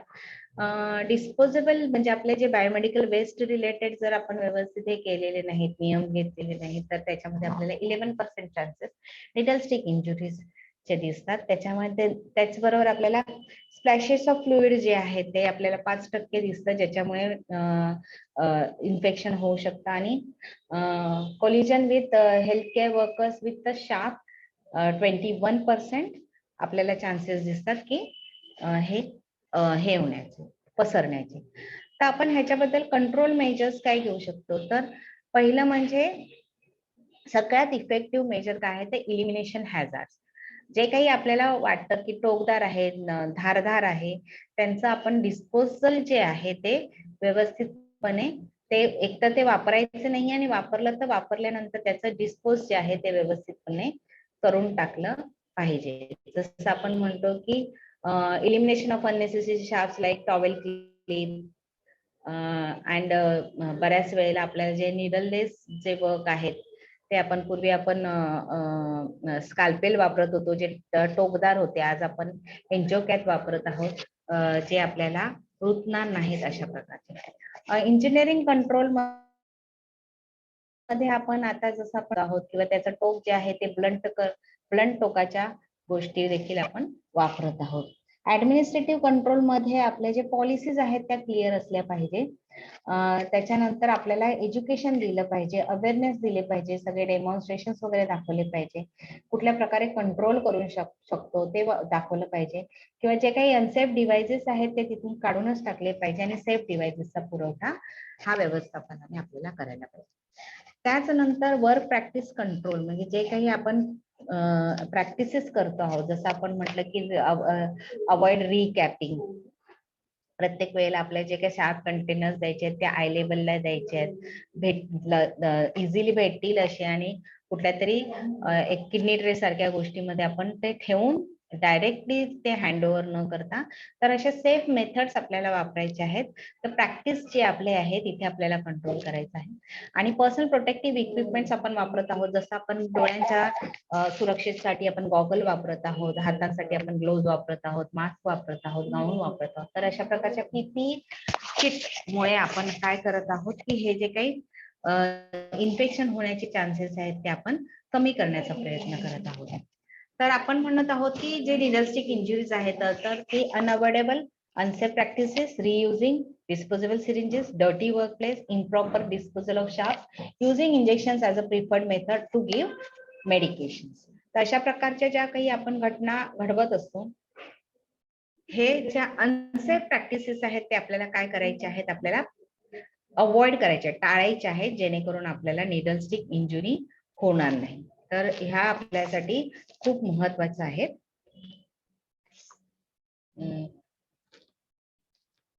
त्याच्यानंतर सेफ इंजेक्शन प्रॅक्टिसेस कुठले आहेत ते using Sterlite needles and wires, disposing of sharps and needles in a puncture proof bag as per biomedical waste disposal rule, disposing the disposal injections after one use, single use, throw it. Okay, recapping आपल्याला काय करायचं आहे, avoid करायचं. Then oral medication should be preferred unless patients unable to swallow or when recommended by the treatment guidelines. जेवढं शक्य असेल तेवढं आपण ओरल मेडिकेशन्स ते पेशंट्स ट्रीट करण्याचे प्रयत्न करू. नीडल म्हणजे IV लाईन्स किंवा इंजेक्शन्स, एम इंजेक्शन्स, कुठल्याही प्रकारचे इंजेक्टेबल्स जेवढं टाळण्याचा प्रयत्न करू शकू तेवढा टाळण्याचा प्रयत्न करू. When using position sharp and away from oneself and other, use single scoop method. म्हणजे आपण याच्या अगोदरही बोललेलं होतं, सिंगल स्कूप मेथड आपल्याला वापरायची आहे.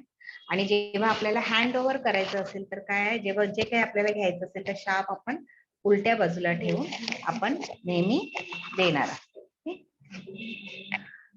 इंजुरी जर निडल स्टिक इंजुरी झालीच असेल तर जसं आपण मगाशी देखील डिस्कस केलं होतं की काय करायचं आहे, पहिलं म्हणजे साबण पाण्याने हात धुवायचे आहेत.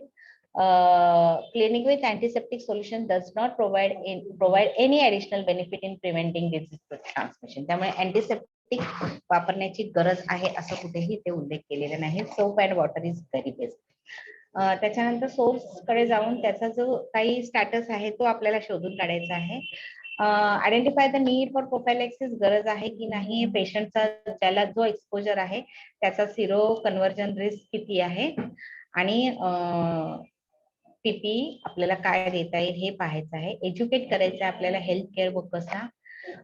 त्याच्याबरोबर त्यांना जे काही आता त्याच्यानंतर जे काही त्यांना फॉलो करायचं आहे, फॉलोअप ठेवायचं आहे, किंवा या इतर जणांना देखील आपल्याला सुशिक्षित करायचं आहे की आपण कशा प्रकारे आपण निडल स्टिक इंजुरी कमी करू शकतो.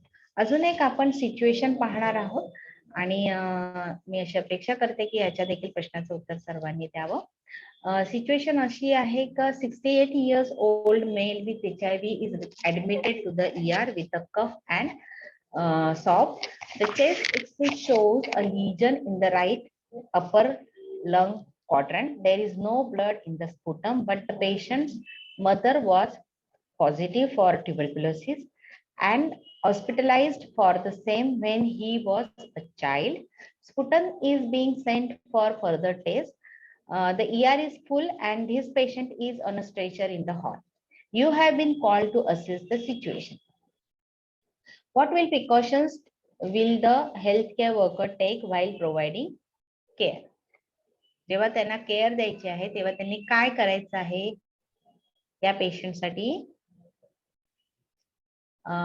इथे ह्याचं उत्तर सगळ्यांनी द्यायचं आहे की प्रिकॉशन्स तुम्ही काय करणार आहात. तर पटापट तुम्ही चॅट मध्ये टाका की इथे कुठला प्रिकॉशन्स, काय प्रिकॉशन्स घेण्याची त्यांना गरज आहे. आपण पाहतो की पेशंट काय आहे, HIV आहे. HIV बरोबर त्याला काय आहे, कफ आहे पेशंट्सना. ओके, म्हणजे याचाच अर्थ काय आहे, सिक्रेशन्स आहेत त्याला खूप सारे. आणि चेस्ट एक्सरे मध्ये देखील त्याच्या काय आहे, लिजन्स आहेत. स्पुटम मध्ये ब्लड नाही आहे, परंतु त्याच्या मदरला ट्युबरक्युलोसिस आहे. व्हेरी गुड, खूप छान उत्तरं दिलेली आहेत सगळ्यांनी. PPE वापरण्याची गरज आहे. येस, HIV पेशंट्स आहेत, त्याला हँडल करताना आपल्याला केअरफुली त्याला हँडल करायचं आहे. त्याला जागा नाही आहे, तो आपण स्ट्रेचरवर ठेवला आहे. पहिली गोष्ट म्हणजे त्याला आयसोलेशन करायचं आहे, कारण त्याच्यामुळे इतर जणांना इन्फेक्शन नाही झालं पाहिजे. आणि त्याला फेस मास्क प्रोव्हाइड करायचं आहे, कारण त्याच्या जसं मदरला ट्युबरक्युलोसिस आहे, तो HIV पॉझिटिव्ह आहे, तर त्याला देखील 10% ट्युबरक्युलोसिस असण्याची शक्यता आहे. तर सर्व प्रकारे आपल्याला काय करायचं आहे, PPE सगळ्यांना वापरायला द्यायचे आहेत. म्हणजेच ग्लोव्ज आहे, गॉगल्स आहे, मास्क आहे. इथे स्पेसिफिकली N95 नाही म्हणता येणार, कारण ट्युबरक्युलोसिस आहे. तर मास्क अवश्य, डबल मास्क वापरू शकतात ते ट्युबरक्युलोसिस पासून बचाव करण्यासाठी. खूप छान उत्तरं दिलेली आहेत सगळ्यांनी. मला असं वाटतं की आपण पुढे जायला हरकत नाहीये. आतापर्यंतचे जे काही आपण बघितलेले आहे त्याच्यावरून आपल्याला कळलेलं आहे की आपले ऑक्युपेशनल एक्सपोजर काय आहे, कशामुळे आपल्याला एक्सपोजर होत आहे आणि कुठल्या प्रकारचं आपल्याला एक्सपोजर होण्याची शक्यता आहे आणि त्याच्यासाठी आपल्याला काय काय काळजी घ्यायची. तर सगळ्यात पहिलं सगळ्यांनी वॅक्सिनेशन करून घ्यायचं आहे. Hepatitis B is more dangerous than the HIV आणि त्याच्यासाठी आपल्याला हेपॅटायटिस B चं वॅक्सिनेशन करून घेणं, त्याचे जे बूस्टर पर्यंतचे जे डोसेस आहेत ते सगळ्यांनी नक्कीच करून घ्या. स्वतःची काळजी घ्या, PPE वापरा आणि समजा चुकून माकून जर तुम्ही त्याच्या संपर्कामध्ये येताच आहात तर आपल्याला प्रोफायलॅक्सिस घेण्याची गरज आहे. सोर्स किती पॉझिटिव्ह आहे, तुमचा स्टॅटस काय आहे आणि याच्यावर ओव्हरऑल तुम्हाला इमिजिएटली प्रोफायलॅक्सिस घेण्याची गरज आहे. जसं आपण म्हटलं की HIV पेशंटच्या संपर्कामध्ये किंवा निडल स्टिक सारखी इंजुरी जर तुम्हाला होत आहे तर तुम्हाला काय करायचं आहे, कमीत कमी 2 तासाच्या आतमध्ये तुम्हाला प्रोफायलॅक्सिस घेण्याची गरज आहे. सिरो कन्व्हर्जन जे काय आहे त्या स्टॅटस प्रमाणे तुम्हाला ती प्रोफायलॅक्सिस घ्यायची गरज आहे. तर आजचा आपला टेक होम मेसेज हा आहे की healthcare workers are at of acquiring infection through occupational exposure. They can also be a source of transmission of infection and it's important to manage and prevent infections in healthcare work. तर आमच्यासाठी तुम्ही खूप महत्वाचे आहात आणि तुमची सुरक्षा ही त्यापेक्षाही महत्वाची आहे, कारण तुम्ही जे काही आपल्याकडे रोगी येणार आहेत त्यांना आरोग्य सेवा तुम्ही देणार आहात, तर तुमची सुरक्षा ही पहिली गोष्ट आहे. आणि त्याच्यासाठी ज्या काही आपण पॉलिसीज दिलेल्या आहेत त्या पॉलिसीज तुम्ही वापरायच्या आहेत, फॉलो करायच्या आहेत. तर मी अशी अपेक्षा करते की तुम्ही सगळी जण हे जे काही मॉड्यूल आपण पाहिलेले आहेत त्या सर्वावर तुम्ही इम्प्लिमेंट कराल. ते सर्व तुम्ही नेहमीच्या तुमच्या प्रॅक्टिस मध्ये आणा, हे जास्त महत्वाचं आहे आणि तुम्ही सुरक्षित राहाल. आजच्या आपल्या मॉड्यूल बद्दल जर तुम्हाला काही प्रश्न विचारायचे असेल तर welcome. Session is open for all. तर तुम्ही चॅट बॉक्स मध्ये विचारू शकता किंवा जर तुम्ही अनम्यूट करून विचारू शकत असाल तर तुम्ही अनम्यूट करून देखील विचारू शकता. Thank you so much ma'am for excellent lecture as always. Ma'am ने जैसे बताया कि अब क्वेश्चन एंड आंसर राउंड है, आप लोग के कोई सवाल है आप लोग पूछ सकते हैं, अपने सवालों को चाहे चैट बॉक्स में डालें या फिर अनम्यूट करके पूछें। ध्यान रखें आपका सवाल जो है मॉड्यूल से रिलेटेड होना चाहिए, मॉड्यूल 9 से।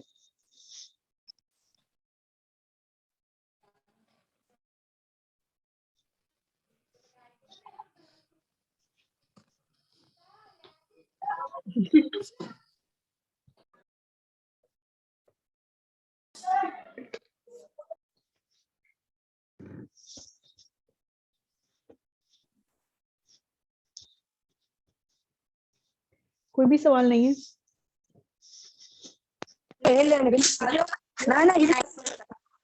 आवाज बंद।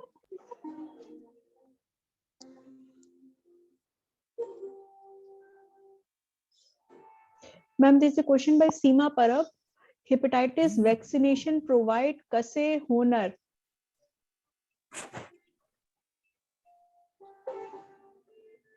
वॅक्सिनेशन कशाबद्दल बोलतायत? हिपॅटायटिस बी वॅक्सिन्स मला वाटतं एमसीजीएम मध्ये प्रोव्हाइड करतो आपण हिपॅटायटिस बी.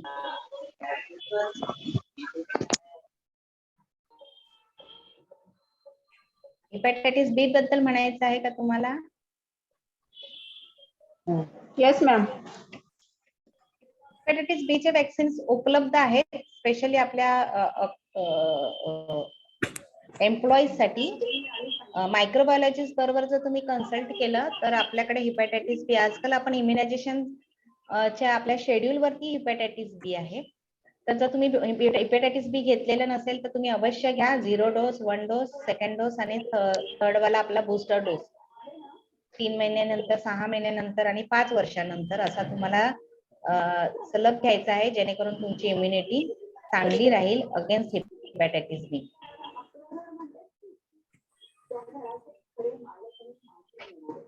अजून काही प्रश्न? मॅडम मग मॅडम मग बूस्टरचं कसं काय, आम्ही समजा घेतलेलं असेल 10-20 वर्ष अगोदर, मग कसं करायचं?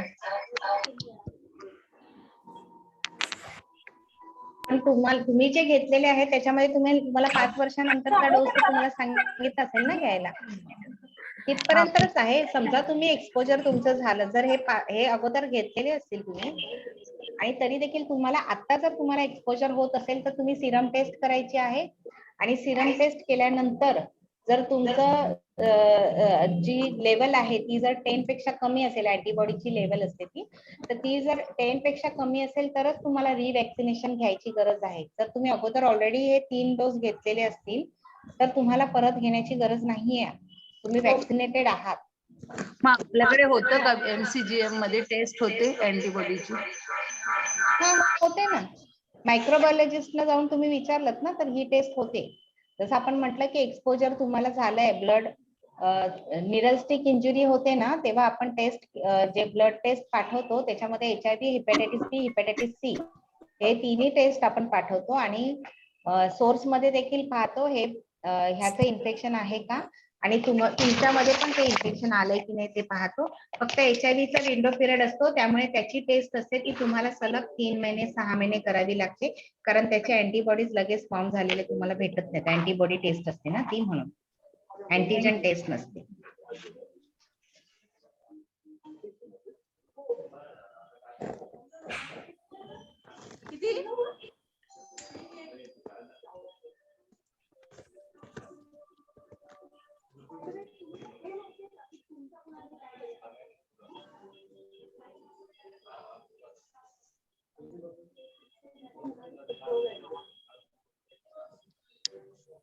कोणीतरी विचारलं आहे, कोणीतरी म्हणजे आता मला नाव नाही की माधवी मानेंनी विचारलंय का हे, की नुसतं आनंदा पाटील यांनी विचारलेलं आहे की मॅडम HIV पेशंटचं ब्लड जर आपल्या स्किनला टच झालं तर म्हणजे जर तुम्हाला स्किनला जर तुम्हाला तिथे ओपन वुंड नसेल तर तुम्हाला प्रोफायलॅक्सिस घ्यायची गरज पडत नाही.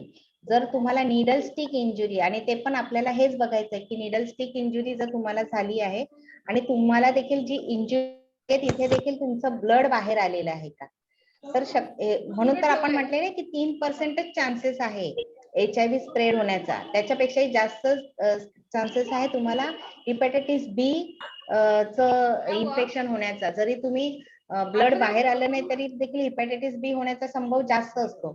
जर तुमचं प्रत्यक्ष तुमच्या रक्ताच्या किंवा कुठल्याही बॉडी फ्लुइडच्या कॉन्टॅक्ट मध्ये जर HIV कंटॅमिनेट झालेलं ब्लड जर त्याच्या कॉन्टॅक्ट मध्ये येतं तरच जास्त चान्सेस आहेत HIV इन्फेक्शन स्प्रेड होण्याचे.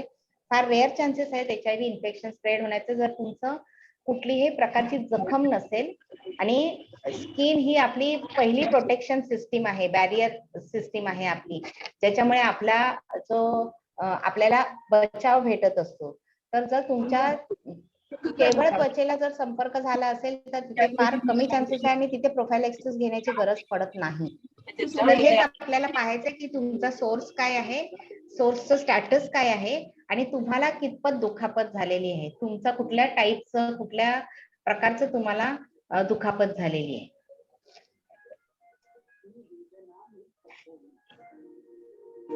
Good afternoon, madam. हा Hello. हा बोला. Whether hepatitis B is curable after treatment or vaccination and all, means like patient is hostile antigen positive, after over a period of time that patient can come negative.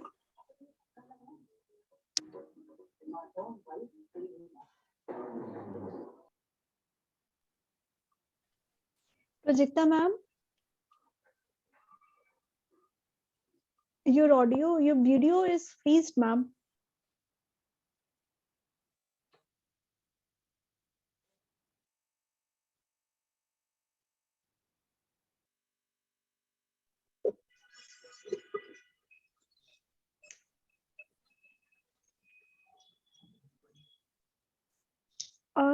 Nilima ji, can you repeat your question? Hello, madam. Good afternoon. Hello, madam. Can you hear me? Yes, please go ahead. Yes. Hepatitis B, whether it is curable, means patient comes positive with hepatitis B and over a period of time after some medication and vaccination, that report can come negative. Hepatitis B The negative. report which I am talking is the serum report where you will get the antibodies.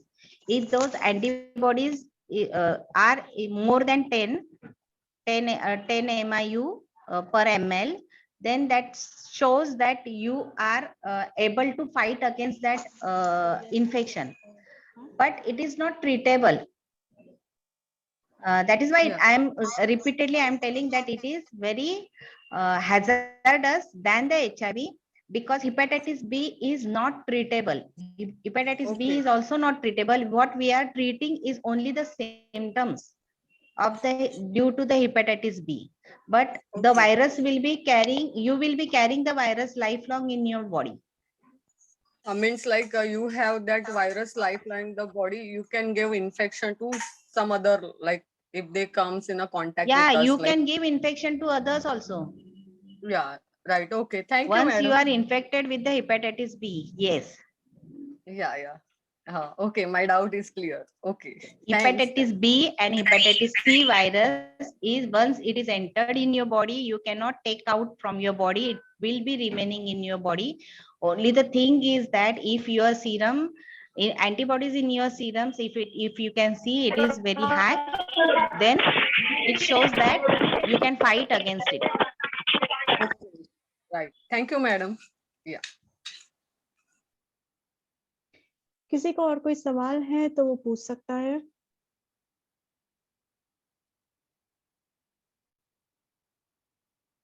Okay, no आना शुरू हो गया.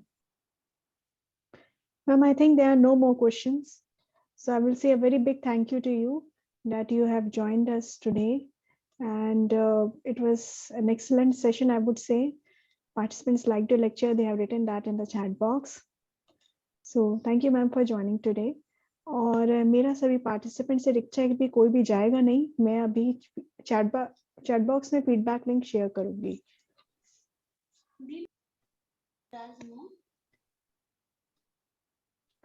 Feedback form भरने के बाद आप लोग meeting छोड़ के जा सकते हैं।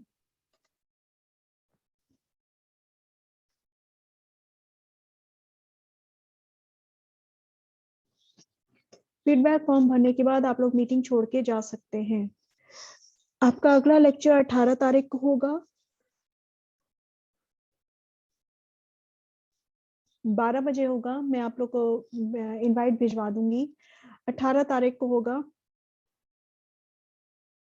मैं इनवाइट भिजवा दूंगी, आज नहीं, अब वो कल जाएंगे, आज नहीं आ जाएगा।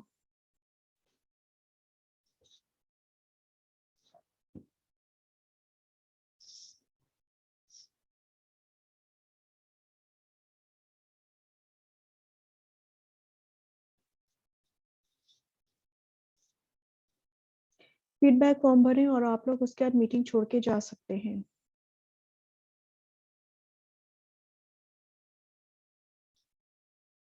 ध्यान रखिए, आपका अगला लेक्चर 18 तारीख को होगा, 18 जनवरी 12 PM। वो लास्ट मॉड्यूल होगा, मॉड्यूल 10 आईपीसी सेशन का। उससे पोस्ट टेस्ट भी होगा, आप लोग को जरूर आना है, मिस नहीं करना है, वो बहुत इंपॉर्टेंट है, आप लोग को आना है। और फीडबैक फॉर्म भरने के बाद आप लोग मीटिंग छोड़ के जा सकते हैं।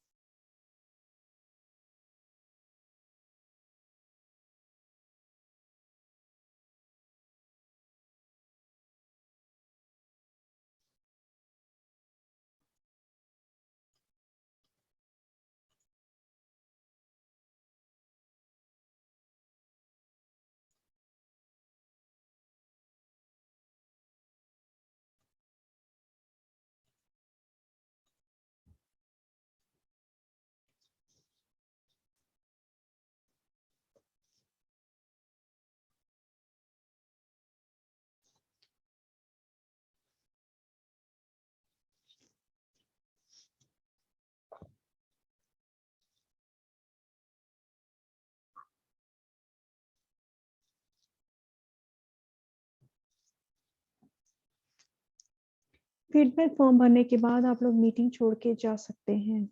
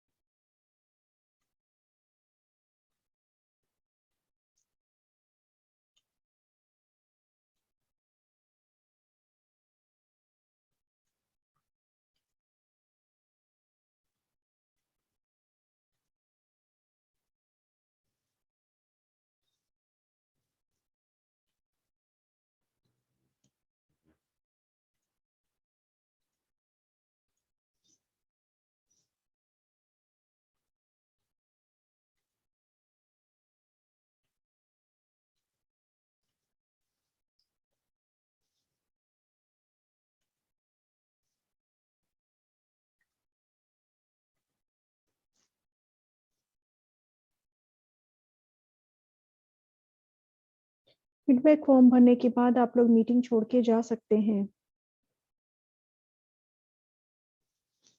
ध्यान रखिए, आपका अगला लेक्चर 18 तारीख को होगा, 12 बजे होगा। पोस्ट टेस्ट होगा उस दिन, मॉड्यूल 10 है, और जरूर आना है, मिस नहीं करना है। Next lecture is on 18 January at 12 PM।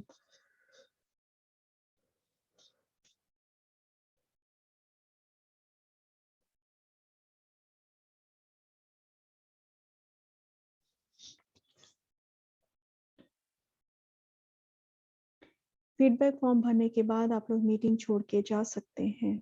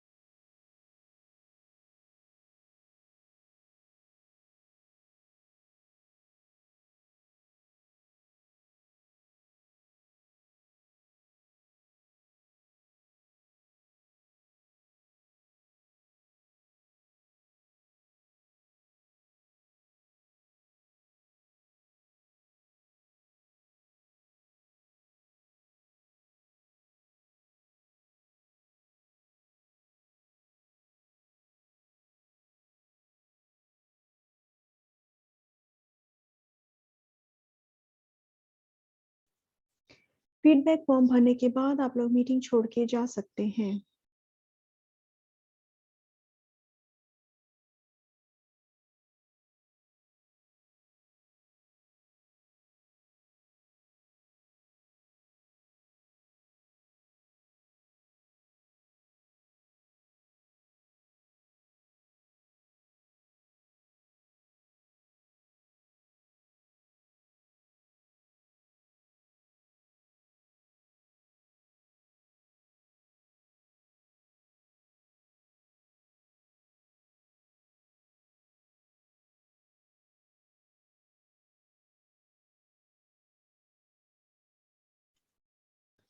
Feedback form भरने के बाद आप लोग मीटिंग छोड़ के जा सकते हैं।